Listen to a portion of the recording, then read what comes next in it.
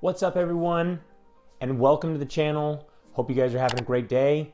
Today we're going to cover a little bit of a budgeting subject, and that's going to be the 50-30-20 rule.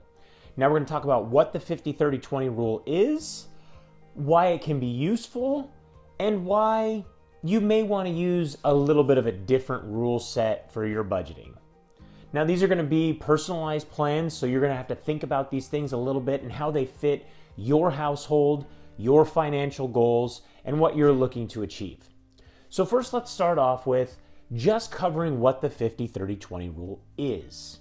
So the 50-30-20 rule states that you're going to take 50% of your take-home income after taxes, and you're going to set that in your budget to pay for essentially your needs, which are going to be things like your mortgage or your rent, so house payments, your food, clothing, obviously not frivolous clothing. You can't just go shopping all the time. So you've got to, like I said, once again, you've got to tailor these to fit your needs and how things fit in your household.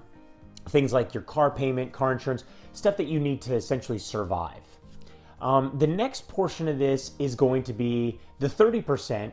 And the rule essentially says that you're going to take 30% of your take-home income, and you're going to be able to allocate that to all kind of the fun stuff or the wants. Going on vacation, taking your family on a trip, or going on a trip yourself, stuff of that nature. Meals and entertainment, going out with your significant other, date night, all that different stuff, maybe going to an amusement park.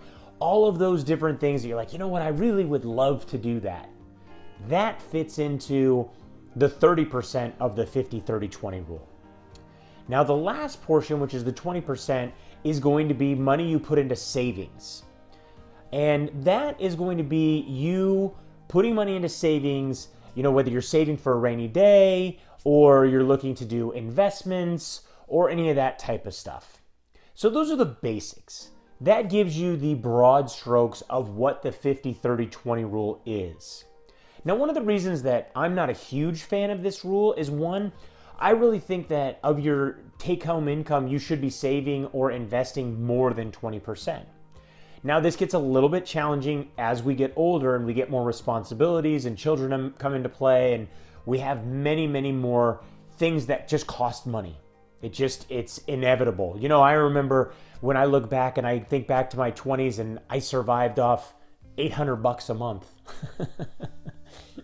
And the things that I could do on $800 a month, whether it was me figuring out, where happy hour was, and me and my buddies would go have 25-cent beers, and, they'd have a whole buffet of food. And that's how in college we fed ourselves, essentially.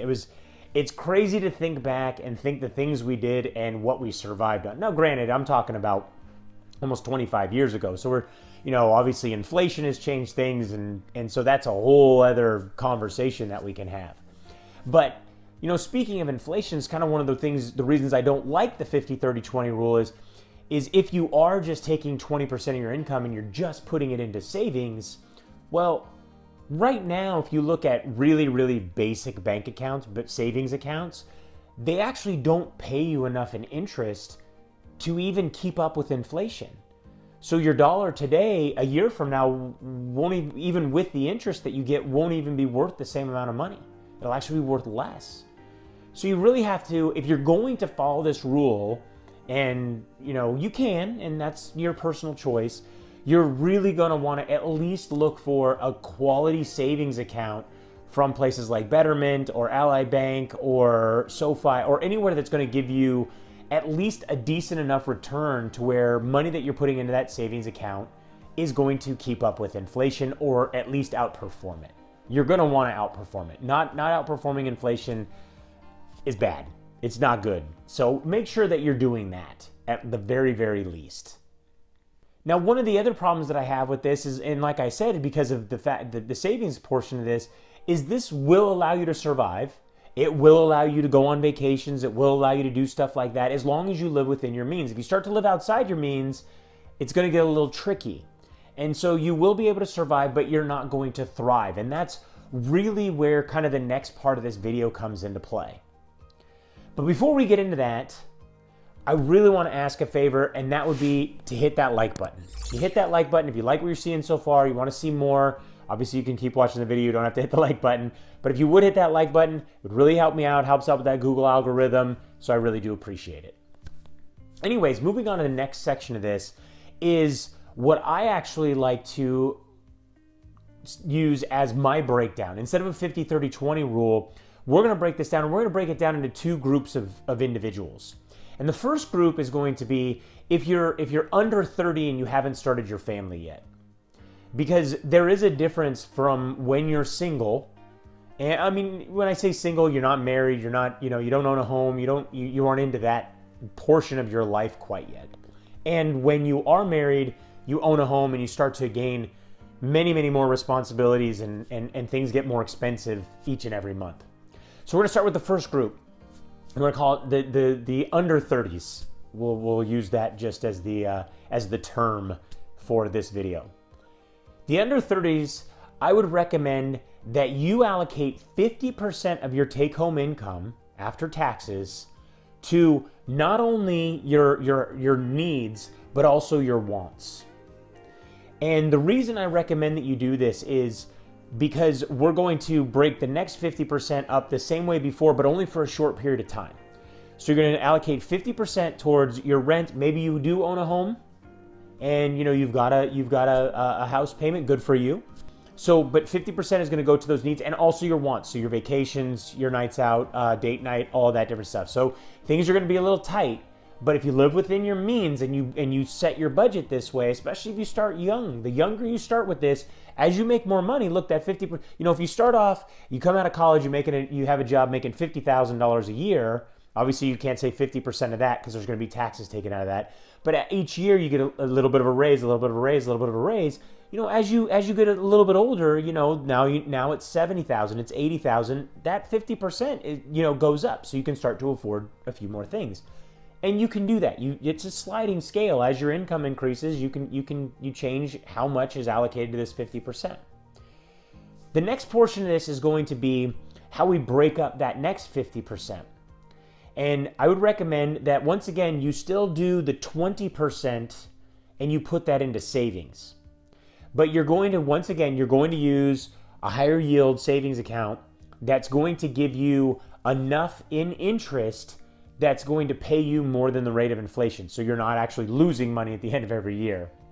Now, this is only going to happen. You're only going to put money into the savings account until you have 6 months of your needs saved up. And now that's not 6 months of meals and entertainment or vacations or all that stuff. It's just your needs. So if something happens, you lose your job, you get sick, especially right now with what's going on, you have this in case fund sitting there that's going to kind of cover your butt.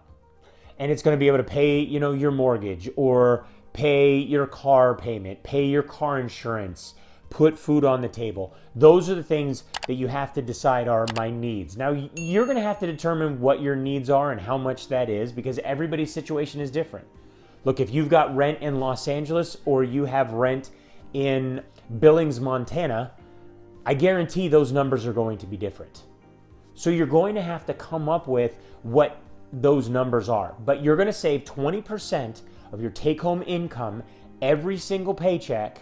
You're going to put that away, put it into your high interest yielding savings account until you have 6 months saved up. 6 months. It may seem like a lot, but at the end of the day, it's not really that much, and it's going to give you great peace of mind going forward. Now, during that time, you're going to continue with the other 30%, and you're going to start to invest that into higher yield investments that have a little bit moderate to higher risk. So this can be anything from saving up to buy a rental property, which is, obviously a lot more money. It can be just investing through apps like Robinhood or Webull or anywhere else to invest into dividend funds or index funds. Or if you find stocks that you really, really like and you want to take, put a little bit of money there, I do recommend that you take and set up buckets for diversification. We'll get into that in a little bit. But these are going to be in your investments that you're looking to grow your passive income from. All of those things that I mentioned are things that are going to grow your ability to get income passively. And as you do that, here's the great part of this, right? So now you've got your W-2 job, your base income, or your 1099 entrepreneur business, whatever it may be, that's paying all these bills, but you're growing your passive income through these other investments. So now as that passive income comes in, once again, you're growing your income, that 50%, that chunk gets bigger and bigger. So now you have all those set up. Once you have 6 months in the 20%, you now can take that 20% and you can split it up how you want. I would personally, if you want to reach, your financial goals much faster, I would take that full 20% and put it into investments. But if maybe you want to add, I want to take an extra vacation this year. Take the girlfriend, take the wife, take the husband, whoever. I want to take and do an extra vacation this year. So I'm going to allocate 10% to my 50 portion and 10% to my 30 portion. So now I'm a 60-40. Okay? So you can do that. You can finagle it, but you never want less than 50. You never want to go less than 50% for those needs and wants. You want to try and have as much as you possibly can. The more you put into your investments, the faster you're going to reach your financial goals. So now let's move to the over 30 crowd, or the family group. But before we do, once again, I am going to ask, please hit that like button. Really do appreciate it. Really helps out. Thank you so much. And thank you for watching this video. So for the over 30 crowd, or the family crowd, we're going to give you a little bit more of a buffer because you're going to have more expenses. And you're going to have to figure that out, where it is. So you're going to once again look at breaking up a bigger portion of your monthly income, and that's going to go towards your wants and your needs. And that's going to be somewhere between 60 and 70%. Unfortunately, that's just the nature of the beast when it comes to, as we age, we just take on more responsibilities. So 60 to 70% is going to go into that. Then once again, we're going to do the same thing. We're going to take 20% of our take-home income, and that's going to go into a savings account until we get 6 months of our needs saved up and in the bank. Once again, you're going to have to figure out what these numbers look like, because only you know your financial situation. Only you know what those bills are, because for everyone, it's completely different. There may be some of you that have things very simple, just a rent payment, a car payment, and that's it. Simple. Some of you may have, a house payment. You may be taking care of an older family member, a mom, dad, grandparent, whatever. Then you may have car payments. Then you may have, kids' schools, all this different stuff. So you may have this bigger thing. But make sure you look at it and you say, okay, we need to live within our means. So be very careful about, whether you buy this expensive thing or buy the more expensive house or buy the more expensive car. Making those decisions is going to be detrimental to what these numbers are. And at the end of the day, it's also going to be detrimental to how much you can save and invest and how fast you're going to reach your financial goals. So if we do, let's say we're on the high end of that, we need to use 70%, we use 20% to savings, that means only 10% is actually available to go to investments. Now, it's not terrible, especially if you've got something like a 401k from your job, and they do matching, and you've got a pension that's adding up. Some of those things can be really nice to give you a nice, comfortable feeling. But you still want to look at least putting some away into your own investment ideas, like I said, whether it be dividend funds, index funds, rental properties, things of that nature. And then once again, once your 20% is saved up and you've got 6 months, now that's going to get allocated back into investments. For the over 30 crowd, I would really not recommend doing any type of breaking up of that 20% and putting it into those two different places, just because you already have so much going towards your wants and your needs. I would say, just keep living within your means, even at 70%, if that's where you're at. If you're at 60%, great. Maybe you can siphon off 5 or even 10 to go to that 70% and go 70-30. But really don't go above that. We can all finagle the rules. Well, I made a little bit extra here, so I actually make this every month. And don't do that. Be conservative with these numbers. You're gonna thank me for that later, because at the end of the day, what we're really trying to do is we're really trying to reach some financial goals here. So, you're not 75 years old and still busting your butt working 40 hours a week. Or at the same time, you start to build up that passive income. So one year, maybe your company doesn't do so well and you don't get that raise that you were hoping for, or you don't get that Christmas bonus you were hoping for. And you're like, you know what, that doesn't matter to me, because over the last 5 years, I followed these rules and I was able to take and put away a bunch of money and buy 2 rental properties that are netting me $600 a month in rental income. Plus I've got all this equity building up because the renters are paying off the mortgage on those places. So those types of things, you want to think long term. You don't want to think short term. Look, it's great to look at, there's a reason they put all the candy bars right there as you're walking out of the grocery store, right? All those candy bars are sitting there because they're impulse buys. It's easy to find your way into impulse buys. We're going to do a video here shortly, and it's going to be all about financial failures and financial mistakes that you're making every day. And so many of these things are just being detrimental to us reaching our financial goals. These are part of those, the impulse buys. So try not to do that. Try to stay away from that stuff. Look, if it's still inside of your 60, 70%, or if you're younger, 50%, go ahead. Enjoy yourself. Live life. Have Netflix and Hulu at the same time, or have all these different things. Go for it.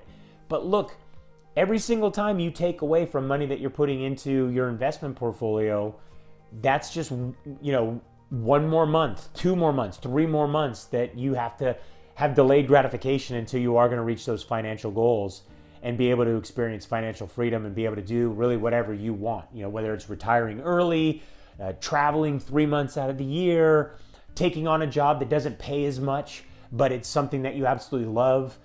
We all have to determine what our goals are, and really taking the time to figure out what those are will help you to understand where you need to fit all your money in and use this sliding scale to your advantage. Now, I mentioned about how to diversify your funds. Now, what you want to do is essentially you want to look at buckets, and depending on the number of things you diversify into, like for me, for example, so I have money in dividend funds. I have money in stocks and bonds. I have money in rental properties. I have money in real estate development. And I have money in what are called multifamily apartment syndications. Multifamily apartment syndications are where you invest with individuals who are purchasing an apartment building, and you basically get a nice little monthly payout based on the money that you invest. And then at the end of, once they sell the property at the end of 5 years, you get a nice little kickback. There's also some great tax advantage. You want to know more, I comment down below or email me to the business email that is on the channel. Happy to talk to you guys all about apartment syndications, multifamily syndications. I am going to do a full video on that in the future, talking about those and talk about some of the tax advantages. There's some really good ones. But what I do is, because I have essentially, those, and I also have kind of, almost like angel funding investments. So it's almost like 6 different things. And I break those up into different percentages and buckets to how I want to utilize and put money into each of those. And so I'm always diversified. So like right now, with the market taking a complete and total dump, I'm actually dollar cost averaging. I'm buying the dip. So we'll talk about that in another video, about buying the dip and dollar cost averaging, stuff like that. There's so many videos to make on these different subjects when it comes to money. But diversify based on buckets, utilize that 30%. I don't want to get off on too many tangents here. This video will get crazy and long. We can go forever on this stuff. But yeah, set buckets. It comes down to what you feel comfortable with, what you feel you want to invest in, and stuff like that. But definitely diversify. So once again, if you enjoyed this video, please hit that like button. And if you like what we're doing here, think about subscribing, be part of the notification crew, and hit that little bell icon, get notified every time we set off a new video on the channel. Hope you guys enjoyed this. Hope you have a great rest of your day, and I will see you next time.